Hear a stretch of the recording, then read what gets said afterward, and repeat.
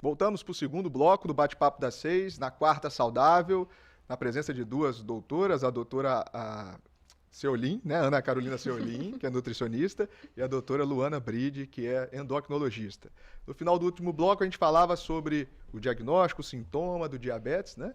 E falando também das consequências do diabetes e etc. Né? Então agora, eu acho que é legal a gente focar um pouco mais na questão da obesidade, né? Que é o segundo tema nosso, né? Isso. E obesidade, como é que a gente faz o diagnóstico de obesidade, doutora Lana? Então, Existem critérios? É aquele IMC ou tem alguma novidade vindo por aí? Então, o IMC, que é o Índice de Massa Corporal, é um dos critérios mais fáceis de ser aplicado na prática, né? Porque a gente se baseia só na altura e no peso do paciente. Então, facilmente a gente consegue, né, ter uma balança no consultório, aferir a estatura ou até a própria estatura referida do paciente. Então, é uma ferramenta que em qualquer lugar você consegue calcular. Mas tem outras ferramentas, né? Por exemplo, a bioimpedância, a densitometria de corpo inteiro, as próprias pregas, né, cutâneas, que a doutora Ana Carolina deve fazer muito, mas que são um pouco menos acessíveis. Então, a gente usa muito o critério do IMC, tá? E esse diagnóstico é dado. Então, a partir da divisão do peso dividido pela altura ao quadrado, a gente vai obter esse número que é o IMC. Qual o valor para a gente determinar a obesidade? É um número maior ou igual a 30, tá? E o sobrepeso seria maior ou igual a 25. Então, esse é o diagnóstico que normalmente a gente aplica. Aplica, 30. E assim, tem algum viés muscular, né? Sim, não é um método tão fidedigno, não é só ir lá calcular também. É o mais fácil, eu acho mais prático, mas tem alguns erros, né? Tem o viés porque, primeiro, ele foi desenvolvido para uma população lá da Europa, né? Não foi aplicado exatamente à população do Brasil, para determinar esses pontos de corte. Segundo que, se eu tenho um paciente da mesma estatura, né? Exemplo, um fisiculturista que pesa lá 100 quilos, né? E aí pego eu aqui com, não vou falar meu peso, mas vamos supor que eu teria os mesmos 100 quilos. E mais, né, com uma cintura abdominal aqui, uma circunferência abdominal mais elevada. Então, obviamente, quem olhar um fisiculturista e um paciente que está ali um pouquinho mais cheinho, vai perceber que com o mesmo IMC a gente tem composições corporais diferentes. Então, e outra coisa também, idoso. Idoso perde muita massa muscular. Então, acaba que a gente tem mais excesso de gordura dentro desse peso do que massa muscular. Então, a gente tem algumas falhas aí no IMC, tanto para faixas etárias diferentes e para questão de composição corporal mesmo. Composição. Que a nutricionista faz muito, né? Bioimpedância. E o adipômetro. A bioimpedância é o quê?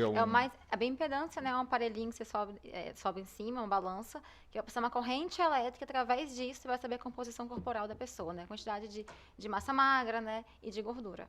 Entendi. E tem também o adipômetro, que eu trabalho também, que são pregas cutâneas que você faz também, né? E também por ela você consegue ter a composição corporal por completo também no indivíduo. Mas é para diagnóstico de não, obesidade aí não entra, não né? Entra, o adipômetro, ele não seria fidedigno para a questão dos obesos, né? Aí seria realmente a bioimpedância. Esses de smartwatch, é bioimpedância também ou não? É outro não, método, né? Aí seria outra coisa. Aqui você coloca o dedo aqui, ele faz um processo e te dá a quantidade de gordura, mas não é bioimpedância. Não é bioimpedância. Bioimpedância seria uma balança, né? Que ia passar uma corrente elétrica através dela e daria o resultado, né, de composição corporal da pessoa. Não pode fazer de quem tem marca-passo, hein? Não pode. Não pode. Não pode, é contraindicado, exatamente. Essa eu lembro. Gestante também. Gestante também não. E vamos lá. A gente está em 2023 avançando muito a medicina, principalmente na parte de medicamentos, né? E assim, o que tem hoje disponível? Tem muita coisa boa aí vindo para diabetes, não, desculpa, que acaba que também vem junto, né? Para obesidade. Como é que está o tratamento da obesidade? Então, por muito tempo a gente ficou com poucas opções aí no Brasil, né, aprovadas para o tratamento da obesidade, falando em medicação. E graças aos estudiosos, a gente está tendo novas medicações muito eficientes para o controle da obesidade. Essas novas medicações, a gente já fala assim, perdas de peso muito semelhantes àquelas com cirurgia bariátrica. Então, realmente, tem vindo para somar muito no tratamento. Hoje, o que a gente tem aprovado no Brasil, né, sibutramina, orlistat, temos a semaglutida, que na dose recomendada ainda não chegou no Brasil, e a liraglutida. Então, a gente tem essas opções que são uso por bula, né, para tratar a obesidade. A gente acaba usando alguns outros medicamentos quando esses não funcionam, ou tem alguma contraindicação, mas a gente chama de medicação off-label, ou seja, né, em bula não está lá para tratar a obesidade, mas a gente sabe que auxiliam na perda de peso. Naturalmente, eles foram desenvolvidos por diabetes, né? Algumas medicações aí, por exemplo, liraglutida e semaglutida, né, que são os famosos aí, a gente ouve muito falar do Victoza, Saxenda, Ozempic, são medicações que inicialmente foram estudadas para diabetes, e aí nesse grupo estudado com diabetes, viram que acabavam melhorando diabetes e perdendo peso. Mas não é para todo mundo também essa medicação, né? Não é para todo mundo. E tem os critérios para indicar, né? Isso, não dá para tô um pouquinho acima do peso aqui, vou de casamento, o verão tá chegando, vou usar a medicação para ficar mais sarado. Não dá. Tem que ter a indicação correta, tá? Tem, né? E tem alguma contraindicação formal assim que a pessoa Cada medicação vai ter a sua contraindicação. Então, falando, por exemplo, da sibutramina, né? Presença de arritmia, todos. Mulher grávida não pode, mulher amamentando não pode, porque não tem estudo. Para o orlistat, se o paciente já usa algum anticoagulante, por exemplo, anticonvulsivante, pode atrapalhar a absorção desses outros remédios, então a gente não indica muito. E a semaglutida e a liraglutida são raríssimas contraindicações. Hoje a gente fala mais do paciente, por exemplo, com pancreatite ativa, ou que tem um histórico de um câncer específico da tireoide, que é o carcinoma, mas são casos a casos, a gente consegue... Isso. E no médico... E no médico para ver a real indicação, não fazer uso por conta, né? Não se automedique. Porque a medicação tem seus riscos inerentes, né? Com toda certeza. E sobre dieta, para obesidade, tem alguma coisa nova sobre... Igual da cardiologia, tem a dieta DASH, né? Exatamente, tem. Para a obesidade, né, a gente pode usar, eu chamo de, todo nutricionista tem uma caixinha de ferramentas que a gente pode ciclar as estratégias nutricionais, a mediterrânea, de carboidratos, jejum intermitente, né, low carb. Para tratamento da obesidade, o correto, né, tem que ser feito a dieta com déficit calórico. Qualquer que seja ela, né, tem que promover déficit calórico, né? Esse paciente deve comer menos do que gasta, ele deve perder peso. Então, é muito importante. Eu recebo muito paciente que faz uso dessa medicação, né? Então, é importante também trabalhar a mudança de comportamento, né, inserção de hábitos corretos. Então, assim, e é muito difícil trabalhar isso do obeso, na questão de mudança de comportamento. A gente tem que trabalhar várias ferramentas, principalmente sustentar. Eu sempre falo que é até fácil fazer paciente perder peso. A gente faz uma dieta ali, promove um déficit calórico, o paciente consegue perder peso, mas promover, manter esse peso perdido, que é o mais difícil, que é o desafiador pra gente, né? Exatamente. Então, assim, vem acompanhado de muita constância do paciente, né? Ele entender que precisa de um processo. Eu sempre falo que emagrecimento não é evento com não existe isso. É um processo. Então, ele precisa entender que tem esse processo, que tem uma constância, né? Ele tem que mudar hábitos de vida, se alimentar melhor, fazer atividade física. Também é muito importante, né? Eu sempre falo isso em consulta.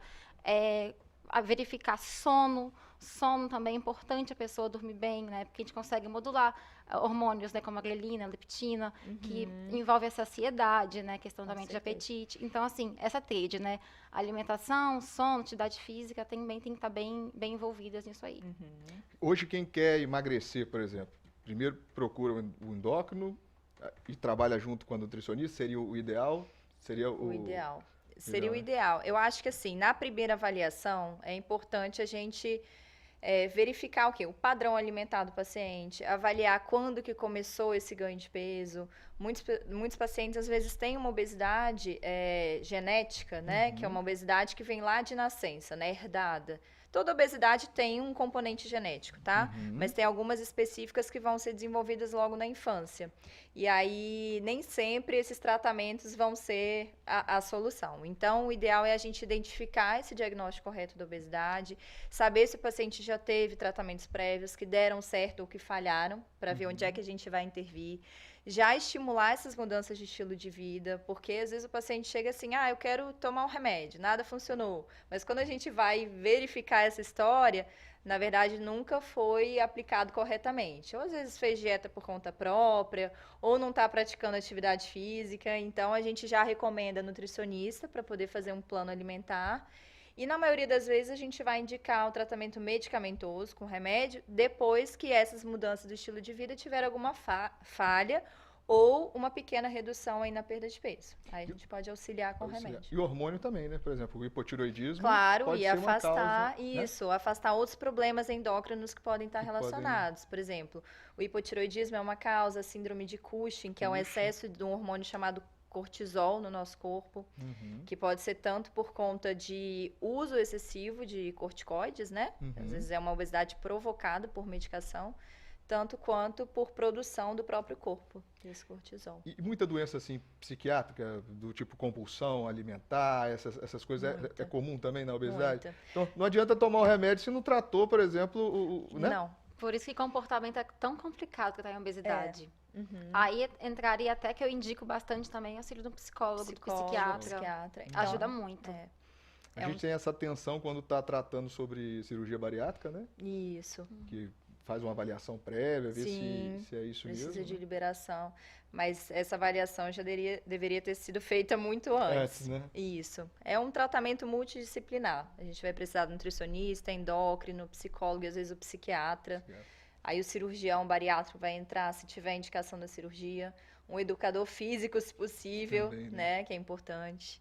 Você acha que esses remédios vão tomar o lugar da cirurgia bariátrica ou não? Vai somar? O que você acha, assim, uma previsão?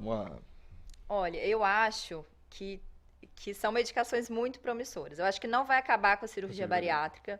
Eu acho que vão ter ainda ter suas indicações, mas a gente vai reduzir um grande número de pacientes que teriam indicação ali inicial com cirurgia e que a gente vai conseguir tratar esse paciente só com medicação. Sim.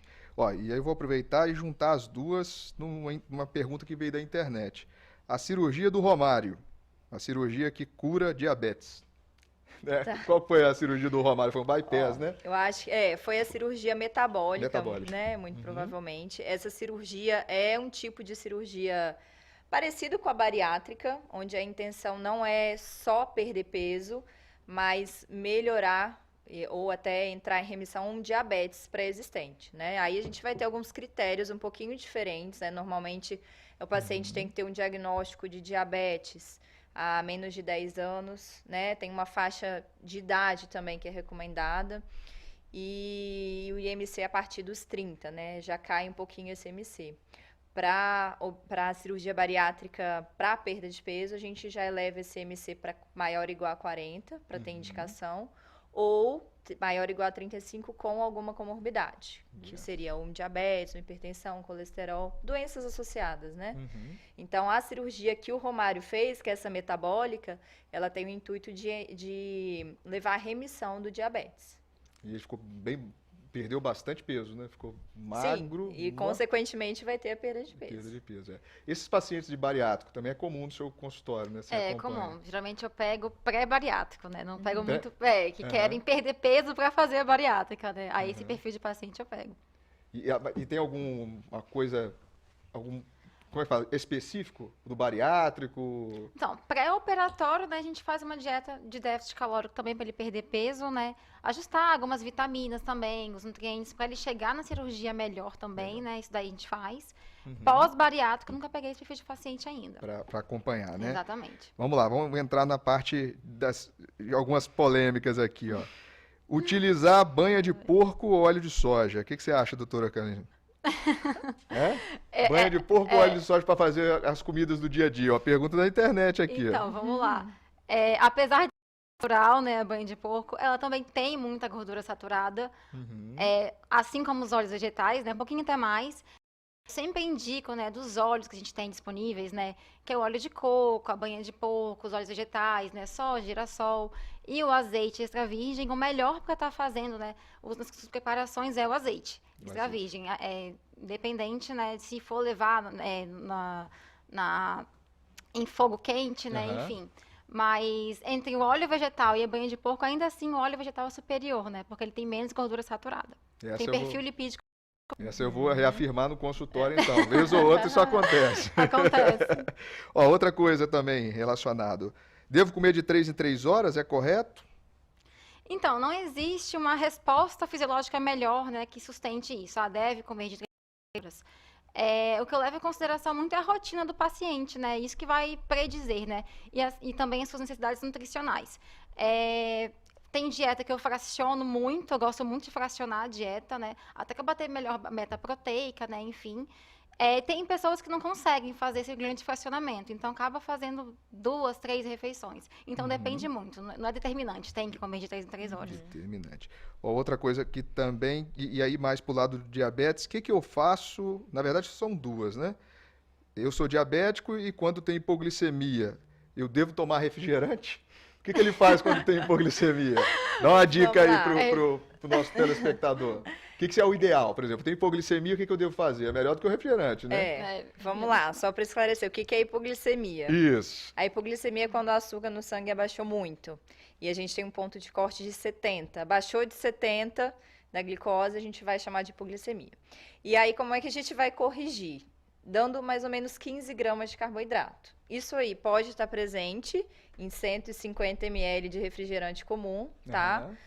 Mas vamos dizer que seria assim uma última opção, né, a menos natural para a gente utilizar. Então, se a gente tem alguma outra opção, por exemplo, um suco de laranja, sem adoçar, sem açúcar, nada, suco puro, 150 ml já seria recomendado, já seria adequado. Pode ser também, só nessas ocasiões, uma colher de mel de abelha, ou uma colher de açúcar num copo de água, ou ainda, né, que é o que eu recomendo para os pacientes, 3 balinhas dessas molinhas de caramelo, de iogurte, que são coisas fáceis para se ter fora de casa. Então, sair na rua, né, sou um paciente que faço tratamento, né, para diabetes, tenho risco de hipoglicemia, vou andar com uma balinha ali para essas ocasiões, não é para ficar ali beliscando a balinha o tempo inteiro. E às vezes o refrigerante é uma opção acessível também quando está na rua, né? Compra uma latinha de refrigerante, então nessas ocasiões poderia estar usando. Né? No hospital a gente usa suco de laranja, a maioria das vezes, né? Claro que tem injetável, mas o suco de laranja eu acho que é o mais acessível. Por via oral, se o paciente está consciente, a gente tenta corrigir a hipoglicemia por via oral. Se perde a consciência, aí é perigoso dar qualquer coisa na boca do paciente, porque ele pode aspirar isso para o pulmão.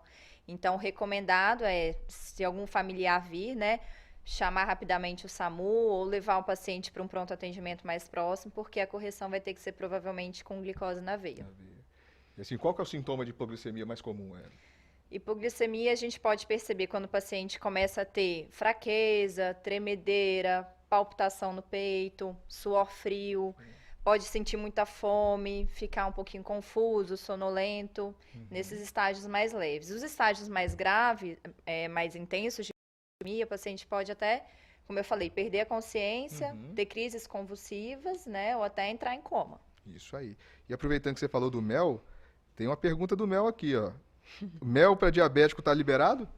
Pode comer normalmente ou não? Não, tem muito açúcar, né? Não, muito açúcar, exatamente. Para o diabético, a gente faz a contagem de carboidratos, né? Importante, né? Sim. Eu falei no início que não é tão importante na questão do carboidrato, mais importante a carga glicêmica dos alimentos, mas para o diabético o carboidrato é importante sim. Então a gente faz a contagem de carboidratos e o mel, né? Não sei se entraria, né? Tem que ser contado ali, contabilizado. Contabilizado, isso aí.